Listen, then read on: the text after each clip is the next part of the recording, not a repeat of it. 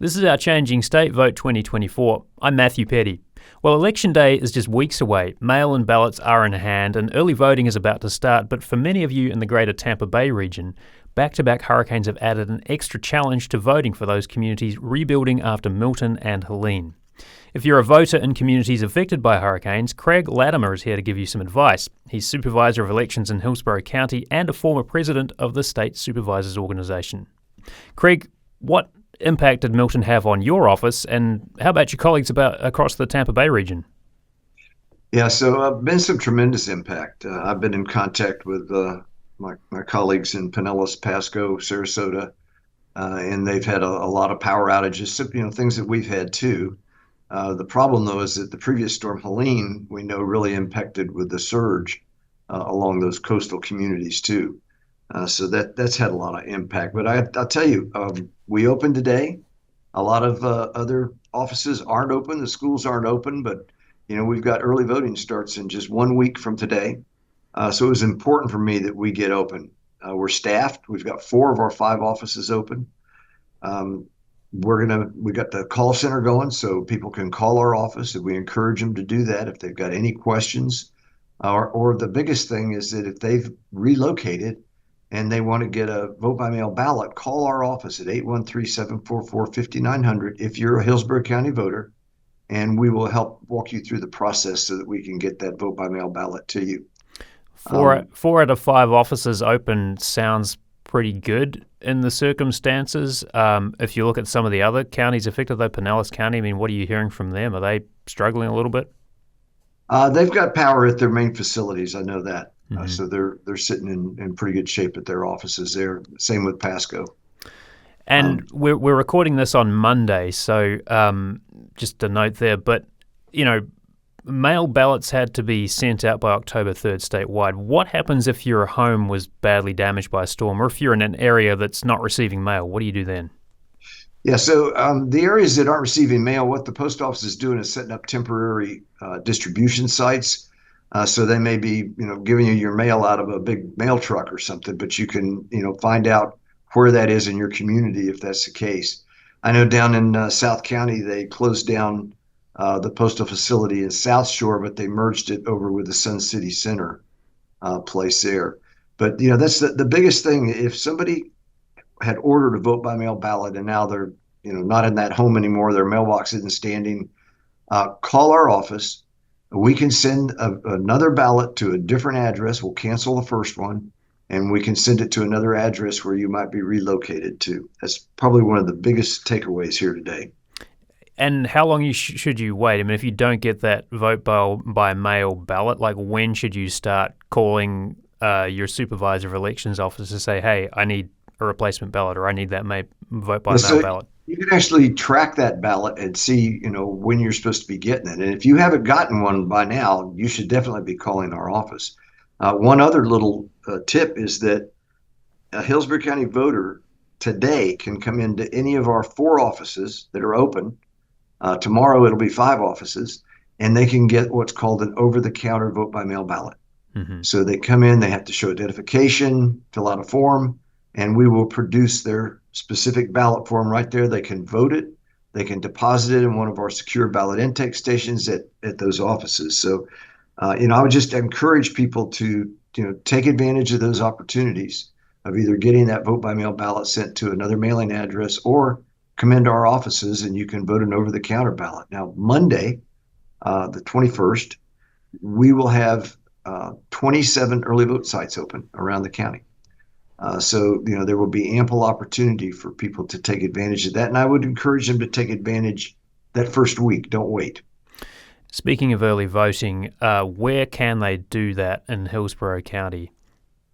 So we have 27 sites. I would encourage them to go to my website, votehillsborough.gov, and you can, click on the link for early voting, and it'll tell you where all those sites are. Were any of the sites impacted by hurricanes Helene and Milton, or 27 was what you were going to have, storm or no storm?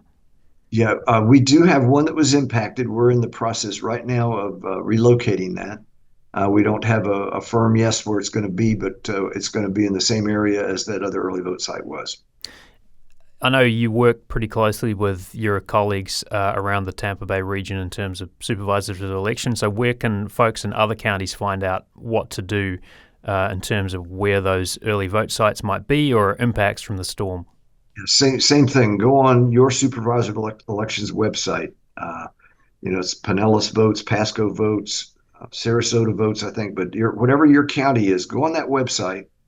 They should have information on there of where the early vote sites are. There also, I know, several of us are running a page on there that's effects of the hurricane, and it's kind of a running list of different changes that are taking place. But if all else fails, pick the phone up and call the office and talk to a person in your county. Mm-hmm. Now, do you expect elections officers to have to find additional workers? Perhaps some people have had to focus on rebuilding at home, and was that already a change that you were facing?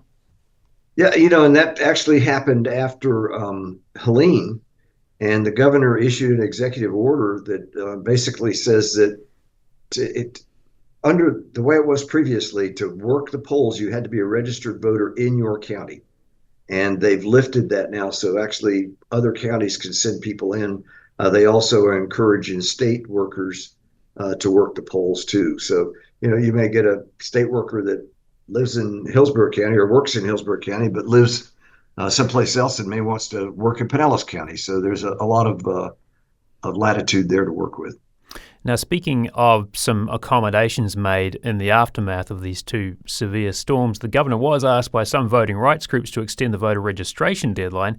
He didn't extend that deadline, but he did make some accommodations around early voting sites and mail-in ballot requests. Can you just remind us what those accommodations are and what they mean for voters?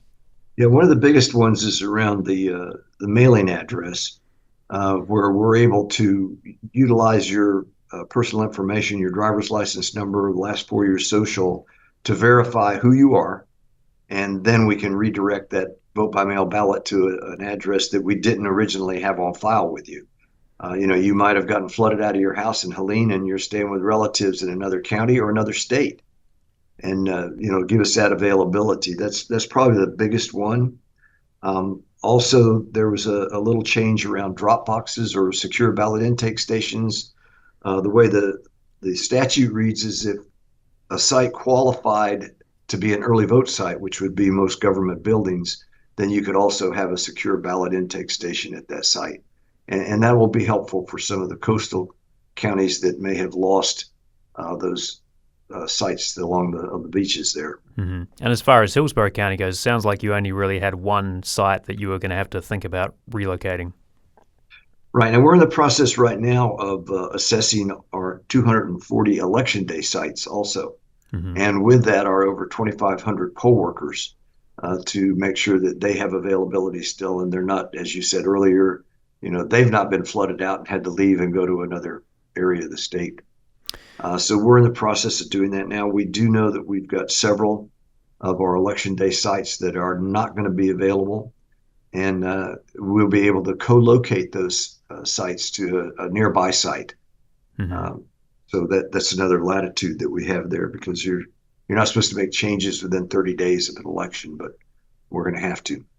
One other change, I think, or accommodation, I think that I noted is if a ballot is to be mailed to an address other than the one on file, the written request had to be signed, but that requirement, as I understand, is waived in this case. Is that what's happened here? That is correct.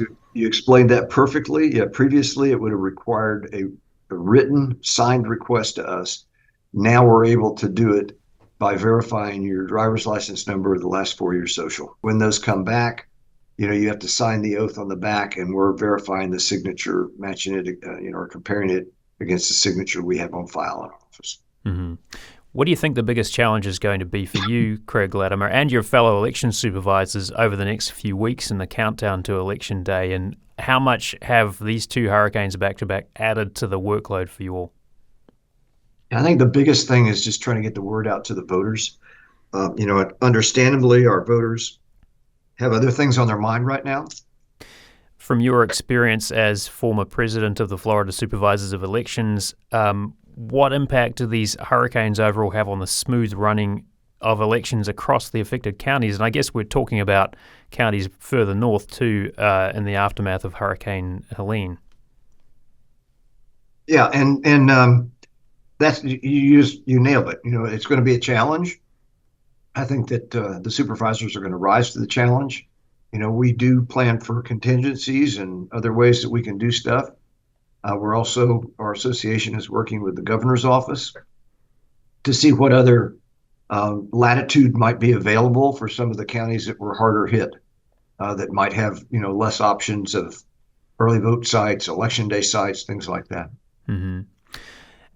Hurricane season isn't over, too. I mean, what's the contingency plan if a hurricane were to hit on or close to Election Day?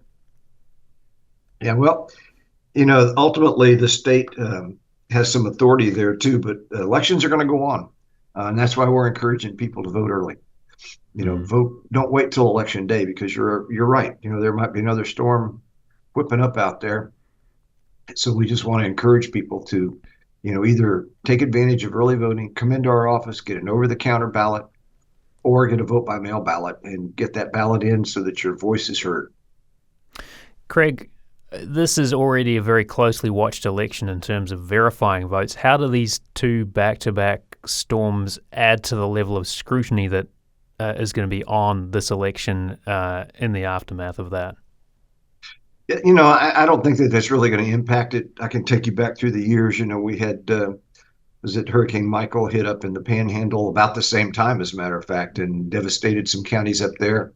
Again, the governor stepped in with an executive order to make things a little bit easier for people to cast a ballot. The thing to remember, though, is that we may be making it a little bit easier for somebody to cast a ballot, but there's still safety and security there.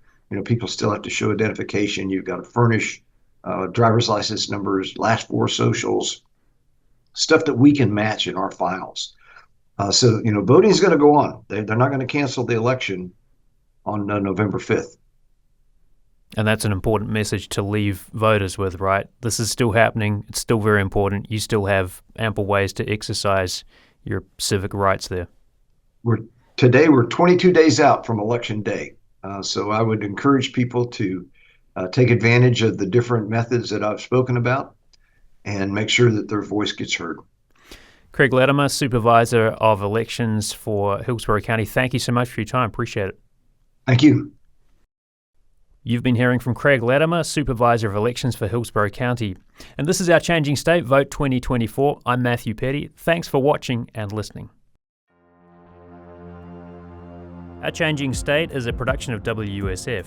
Our executive producer is Grayson Doctor. Scott Wachtler produces the podcast. Videos by Warren Buckholtz and Chandler Bolcom, who also does our graphics. Engineering support from Blake Bass. Jackson Harp composed our theme music. I'm Matthew Petty. Thanks for listening.